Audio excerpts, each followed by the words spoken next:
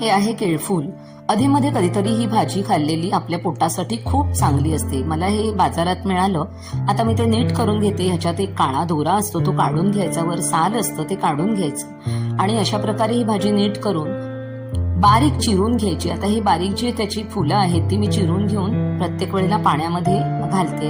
हे केळीचं बोंड आहे, हे देखील मी बारीक चिरून घेते आहे. अशा प्रकारे ही भाजी सगळी चिरून झाल्यानंतर रात्रभर आपल्याला पाण्यामध्ये भिजत घालायची आहे, म्हणजे ती छान भिजून येते रात्रभर. सकाळी उठल्याबरोबर ही भाजी व्यवस्थित घट्ट पिळून एका ताटामध्ये काढायची आहे.